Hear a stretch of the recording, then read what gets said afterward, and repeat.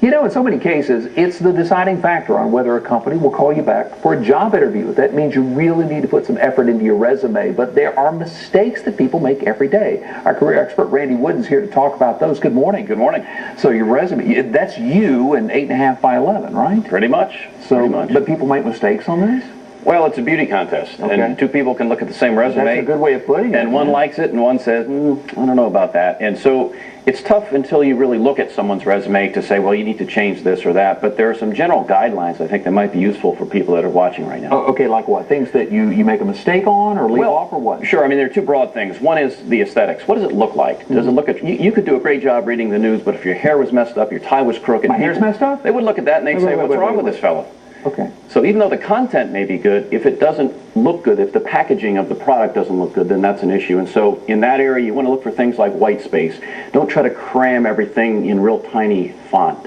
You don't want to do that. Your hair's never messed up, by the way. I have never had a bad hair day since Reagan was president, so I'm in good shape. But the second issue, and the one we really wanted to talk today about, is the content. What actually goes in it?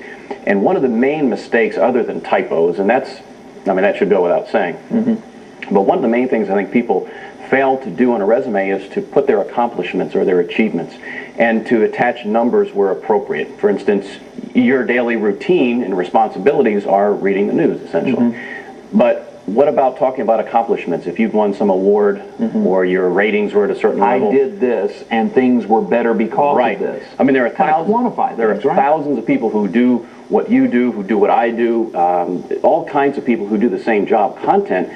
And so if you're looking at, am I better than you at what I do, then here's a way to show that. Qualifications are part of it, but the actual accomplishments with the other piece. You also mentioned awkward areas. What do you mean by awkward areas? Well, there can be a variety of them. I mean, one is somebody that's been without a job for a long time, and how do you go about trying to smooth that over? And that's a little more complicated.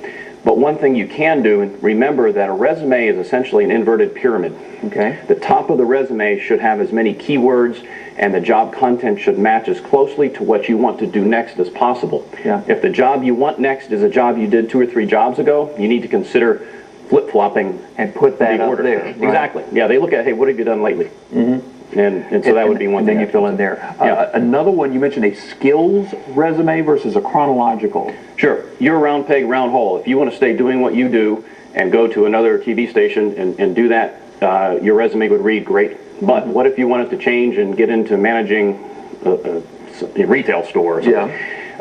The fact that you can read news and you're on TV doesn't much matter. What matters would be your transferable skills. People skills, or I could do this, or I could do that. Exactly. I relate well with people, and that sort of thing. Exactly. And so that's a skills resume. Okay. And that's more for what I'd call the square peg, round hole situation. So if you're changing careers or something or like job that. functions. In the transition sort of thing. And honestly, in this economy, you've got to be adaptable. And that's one of the main things I see with resumes. You need to look at a skills resume if you're making a change. And you also mentioned things to leave off, the things that you don't put on there. I have a friend named Candace, and she and I were talking last night. And Candace, she's in human resources, and I said I was going to come on and talk about this, and she just laid out a handful of stories. People that have attached their social security, the picture of the social card. They've attached their driver's license, their passport. They've done all kinds of crazy things. Just try to keep the resume professional and avoid a lot of the personal. You don't want to put your photo on there. Again, there's just a lot of personal information. A lot of people do that. They'll put a photo on it. Some do. Good idea. Well, especially in our digital world, it's easier to do that. But you get into discrimination, potential based on age, race, sex, all of that. And human resource people really, when you get down to it, they don't really want to know that. Okay. They really would not. I want to know your accomplishments in that sense. Exactly. Okay. Exactly.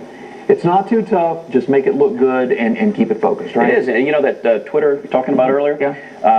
We're on Twitter also. Yeah. Just go to woodengroup.com, and there's a link to Facebook and Twitter and all that, and you can follow what we do, too. Free advice. You tweet a lot?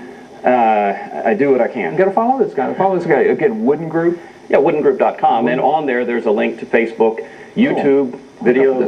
He knows what he's talking about. Randy, thank you very much. Tell you what, anytime you've got career-oriented questions, you can contact Randy at 793-8040, or again, woodengroup.com. Follow him on Facebook, Twitter, things like that. Hey, a lot of people looking for jobs right now. Here are some fall career opportunities.